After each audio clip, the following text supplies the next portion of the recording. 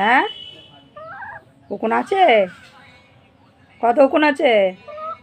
নেই, একদম উকুন রাখবি না, ঠিক আছে? হ্যাঁ, চান করবি, বুঝেছিস? পরিষ্কার হয়ে থাকবি, গায়ে উকুন পুষবি না। হ্যাঁ, করবি না। হ্যাঁ, নোংরা হয়ে থাকা ভালো নাই, তাহলে কোলে নেবো না,